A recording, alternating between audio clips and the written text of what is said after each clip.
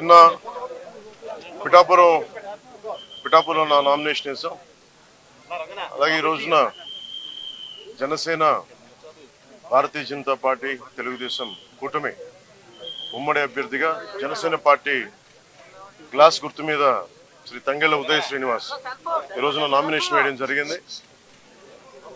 ఇది పాపులర్ గా ఆయన టీ టైం ఉదయ్ అంటారు ఆయన. సో అదే రిక్వెస్ట్ చేశాం ఎలక్షన్ కమిషన్ కూడా, టీ టైం ఉదయ్ గా ఏమాత్రం పాసిబిలిటీ ఉన్నా దాన్ని బ్యాలెట్ పత్రంలో చేయమని. రూల్ 56 పేజ్ లో ఒక రూల్ ఉంది. సో దాని ప్రకారం చేసుకోవచ్చు. అది కూడా వాళ్ళు కన్సిడర్ చేశారు. ఈ ఎన్నికలు చాలా రాష్ట్రానికి చాలా కీలకమైనవి. వచ్చే ఎన్నిక ఒక 5 సంవత్సరాల కోసం కాదు, ఒక తరం కోసం. ముఖ్యంగా ఓఎన్జీసీ, రిలయన్స్, అలాగే రకరకాల పరిశ్రమలు, కాకినాడ SEZలు, అలాగే ఇంత అపారమైన తీర సంపద ఉన్న ప్రాంతం, విపరీతమైన మత్స్య సంపద ఉన్న ప్రాంతం, ఇలాంటి చోట్ల అనేక సమస్యలు ఉన్నాయి. ఈ ప్రాంతంలో కాకినాడ పార్లమెంట్ అభ్యర్థిగా శ్రీ తంగెళ్ల ఉదయ్ శ్రీనివాస్ గారు గెలుపు చాలా చాలా కీలకం. అలాగే కొండబాబు గారి గెలుపు కూడా కాకినాడ అర్బన్ తెలుగుదేశం పార్టీ మీద చాలా చాలా కీలకం. కాకినాడలో రౌడీజం ఎక్కువైపోయింది, గాంజా క్యాపిటల్ అయిపోయింది. ఎటు చూసిన 14-15 ఏళ్ల పిల్లలు కూడా గంజాయిని విచ్చలవిడిగా దొరుకుతా ఉంది. తల్లిదండ్రులు పడ్డ బాధ చెప్పుకోలేంది. Law and order క్షీణించిపోయింది. మా కూటమి ఇది వైఎస్ జగన్ చెప్పి తను ఒకటిచ్చే హామీ, 5 సంవత్సరాలు అద్భుతమైన మ్యాండేట్ ఇచ్చారు ప్రజలు. ఏ ఒక్కటి కూడా నిలబెట్టుకోలేదు. Law and order క్షీణించిపోయింది. 30,000 మంది ఆడపిల్లలు అదృశ్యం అయిపోయారు. ఉద్యోగాలు లేవు, ఉపాధి అవకాశాలు లేవు, ఏ పథకాలు కూడా సరిగ్గా అందలేదు.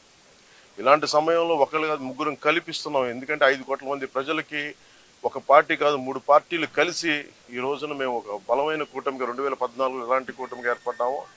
అలాగే ఉభయ గోదావరి జిల్లాలో కూడా, ముఖ్యంగా ఉభయ గోదావరి జిల్లాల్లో జనసేన, భారతీయ జనతా పార్టీ, తెలుగుదేశం కూటమి స్వీప్ చేయబోతుంది.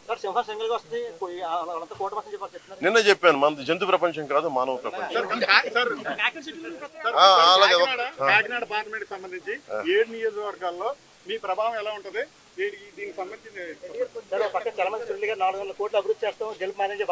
నేను అనేది, మీరు 400 కోట్లు కలెక్ట్ చేశారు మీ పార్టీ గారు 4-5 నెలలుగా. ఎందుకంటే చల్మల శెట్టి సునీల్ గారు నాకేమి శత్రువు కూడా, ప్రత్యర్థి కూడా కాదు. ఆయన రోజు ఏదో ఒక మా ఇళ్లలో, మా బ్రదర్స్ హౌస్లో చూస్తూనే ఉంటారు. సరే, ఆ పొలిటిక్స్ వేరు, స్నేహం వేరు, కుటుంబ స్నేహం వేరు. నిజంగా ఆయన ఒక పార్టీ మీద నిలకడగా ఉండే వ్యక్తి అయితే నిజంగా ఒక జాలి పాపరే. ఎన్నిసార్లు ఓడిపోయాడు, ప్రతిసారి అవకాశవాదంగా నిలబడటం, వెళ్ళిపోవటం, మళ్ళీ ఎలక్షన్ ముందు రావటం, ఇవన్నీ సరైన సంకేతాలు పంపవు. ఉదాహరణకి నేను కూడా ఓడిపోగానే నేను పార్టీ మూసేసి మళ్ళీ ఇప్పుడు వస్తే బాగుండదా? అది నమ్ముతారా? అది ఒక దశాబ్దం కింద పడ్డాం, నలిగాం, కింద మీద పడ్డాం, బలం ఉండి కూడా తగ్గించుకొని మరి ఈ రోజున ప్రజలు గెలవడానికి కూటమి ఏర్పాటు చేసుకున్నాం. సో చలమలశెట్టి సునీల్ ఆయన వ్యక్తిగతంగా నాకు బాగా తెలుసు, ఆయన పరిచయం బాగా ఉంది, ఉదయ్ గారికి కూడా ఉంది. కానీ కాకినాడ పార్లమెంటుకి అతను సరైన వ్యక్తి కాదు. ముఖ్యంగా సునీల్ గారు చాలా కీలకమైన ప్రశ్నలు కొన్నిటికి సమాధానం చెప్పాలి. కాపు రిజర్వేషన్ని చీకొట్టింది వైసీపీ పార్టీ. అలాంటి పార్టీని రిప్రజెంట్ చేస్తున్నారు. 27 దళిత పథకాలు తీసేశాడు, దానికి సమాధానం చెప్పాలి. దళితులకు సంబంధించి బీసీలకి 34% నుంచి 24% స్థానిక ఎన్నికల్లో తీసేశాడు, దానికి సమాధానం చెప్పాలి. ఇలా 30,000 మంది ఆడపిల్లలు అదృశ్యం అయిపోయారు, అతను దానికి సమాధానం చెప్పాలి. ఏ సమాధానం చెప్పకుండా కూర్చోబెట్టి నేను వచ్చేసాను, నాకు ఓటేయండి, డబ్బులు ఎక్కువైపోయినాయి, 400 కోట్లు ఖర్చు పెడతాం, 200 కోట్లు ఖర్చు పెడతాం, ఓటుకి 10,000 ఇస్తాం, లేదంటే నాయకుల్ని 10 లక్షలు పెట్టి కొనేస్తాం అంటే వెళ్ళే నాయకులు ఎవరైనా సరే వాళ్ళకి 10 మంది ఓటర్లు కూడా లేరు. అలాంటి వాళ్ళు కొనుక్కున్నారు. సో మేము కోరుకునేది ఏంటంటే, తంగెళ్ల ఉదయ్ శ్రీనివాస్ గారు చాలా దిగువ మధ్యతరగతి కుటుంబం నుంచి వచ్చిన వ్యక్తి. ముఖ్యంగా ఇంజనీరింగ్ చేసిన తర్వాత తన స్వయం శక్తితోటి టీ టైం అనే కాఫీ డే చూసాం, లేదంటే స్టార్ బక్స్ చూసాం, లేదంటే బరిస్టా కాఫీ చూసాం. ఇలాంటివన్నీ టీ లీఫ్ అని మన విదేశాల్లో ఉండే ఈ బ్రాంచెస్కి వెళ్ళిపోయింది.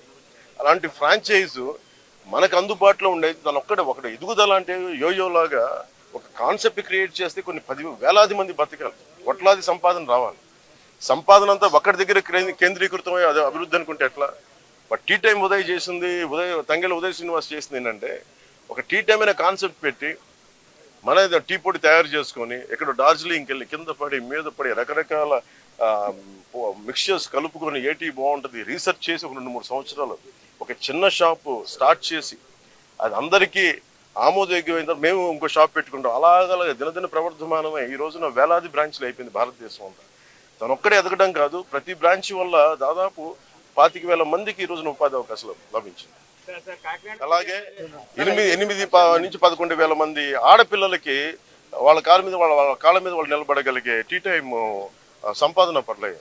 సో దీన్ని బట్టి మీరు అర్థం చేసుకోండి, రేపు పొద్దున్న ఎక్కడికి వెళ్ళాలనుకున్నా ఉప్పాడ చీరలు కానీ ఇదేదైనా బ్రాండింగ్ చేయగలడు, తనకున్న ఎబిలిటీయే బ్రాండింగ్ చేయగలడు. కాకినాడని అద్భుతమైన ఏమేమైతే స్థానికంగా ఉత్పత్తులు ఉన్నాయి వాటన్నిటికీ ఇంటర్నేషనల్ బ్రాండింగ్ పట్టుకురాగలిగే సత్తా తంగెళ్ళ ఉదయిస్తుంది.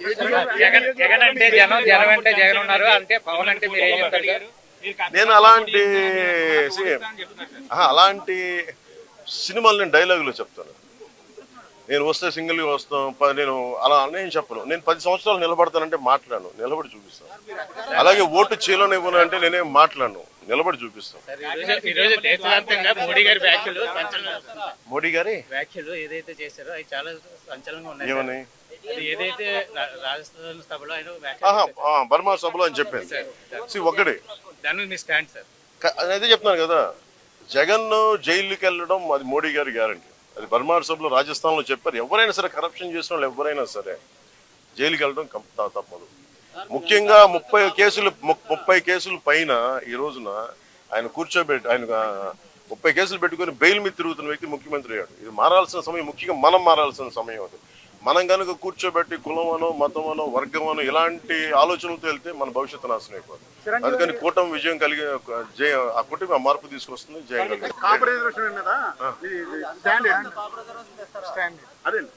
మీరు అధికారంలోకి వస్తే ఇది ఫస్ట్ మీరు చల్మల్ సుట్టి సునీల్ అడగండి. ఫస్ట్ ఈ మాట ఎవరైతే సపోర్ట్ చేస్తారో ఫస్ట్ వాళ్ళ దగ్గరికి వెళ్ళి ఈ ప్రశ్న అడిగి అప్పుడు నన్ను అడగండి చెప్తాను. సీట్లు తగ్గించుకోవడం 21 సీట్లు తగ్గించుకున్నారు. ఆయన 10 స్థానాలకే ఆయన గెలుపు ఆల్రెడీ డిసైడ్ అయిపోయిందని సజ్జలు కామెంట్ చేశారు. వచ్చే గెలుపు సజ్జలు చంద్రబాబు చెప్పారు కదండి, బ్రోకర్ మాటలు ఏం పట్టించుకుంటాం. Thank you.